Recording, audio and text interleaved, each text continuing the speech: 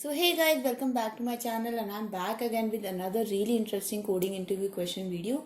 Guys, this is a part of the dynamic programming questions. It is a medium level question and it has been asked in multiple companies like Amazon, Microsoft, Google and Facebook, etc. Guys, today we are going to solve it right here in this video. But before starting, I want to request you all to do subscribe to my channel, hit the bell icon for future notifications. Also guys, if you have any questions, comments, suggestions, feedback for me, please put them in the comment section below so I can address them as soon as possible. And guys, give this video a big thumbs up and share it with your friends as well. Now without delaying it any further, let's get started with the problem statement. So the problem statement is called as jump game. Basically guys, we are given an array of numbers and we are initially at the first index of the array. So initially we are at, let's suppose, 0th position or the first index, and each value of this array actually represent the number of places which we can jump from that place. So for example, if I am here, I am at first position, I can from here I can jump 2 places. So either I can go to the next place or I can go to the the second place. So because I can jump 2 places from here, so I can either come at here at index 1 or at index 2. Okay, now after, let's suppose if I reach here at reach 1, at that place I can only take one jump, so I can only go to the next position. And you can see that if I am here, that I won't be able to go, then also I can take only one jump, so I can come here. So if using these jumps I can reach the last index, so in that case I have to return true. But using these jumps, if I cannot reach the last index, so for example, if here instead of 1 the value was, let's suppose, 0. So for example, if I take only one jump from 3rd index to 4th index, and the 4th index the value is 0, that means I cannot make any jump from here. In that case I will have to return false, which means that no matter how many jumps I take, I am not able to reach the last index.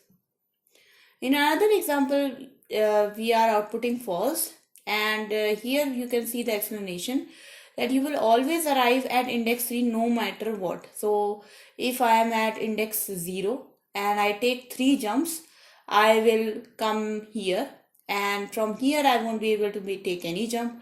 If I am at this position at index number 2, then also I won't be able to, I will reach at this position at the 0 jump position, I won't be able to take any other action, and at the 3rd index also it will be the same case. So that's why the output is false. The constraints are that the length of the array is from 1 to 10 to the power 4 and the value could be 0 to 10 to the power 5. Now guys, let's jump onto the solution.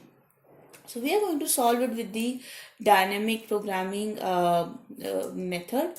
First of all, we are going to declare 2 variables here. One is going to be the last reach index. So that is going to be num0. So what does last reach index means? Last reach index means, guys, that what will be the maximum I can reach from my current index. So from my current index, so everybody is going to start from 0th index. From my current index I can maximum reach num's 0 value. Not maximum, from my current index I have last reached at num's 0th value. Another will be our max reach index. That means that how many index,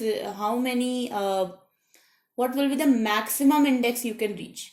So last reach index means the last index you are when you jumped from 0 to some position. Max reach index means the maximum you can reach from 0th position to any other position. Now guys, let's start from traversing the array, and obviously we are going to start from 1 because we are already covering 0 position in our initialization. So I less than nums dot length I plus plus.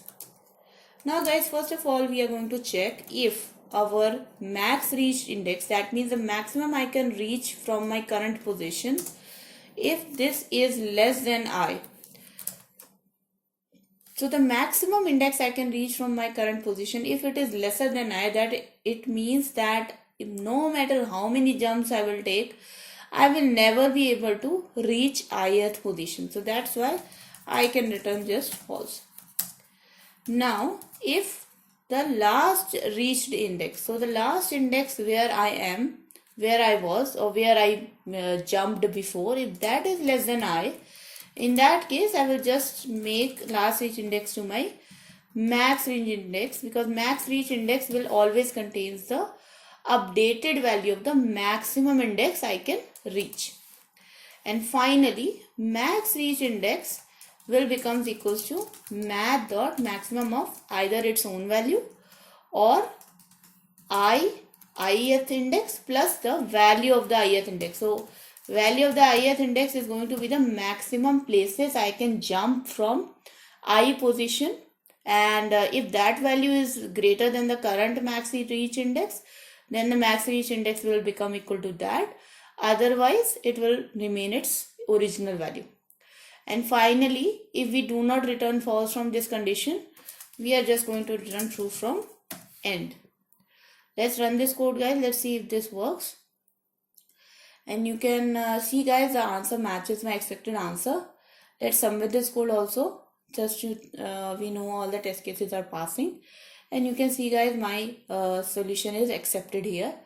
Now let's talk about the time complexity. So the time complexity clearly is order of n, guys, because we are running this for loop only for n elements, and that's why the time complexity is order of n in this case. So that was a video, guys. I hope you guys enjoyed this video and you learned something from it, and also your coding practice hopefully became a little bit better. If it has, then I do request you guys to give this video a big thumbs up and share it with your friends. And again, I request you all to do subscribe to my channel and hit the bell icon for future notifications.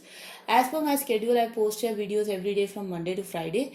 And if you have any questions, comments, suggestions, feedback for me, please put them in the comment section below. I'll see you guys next time. Until then, bye bye.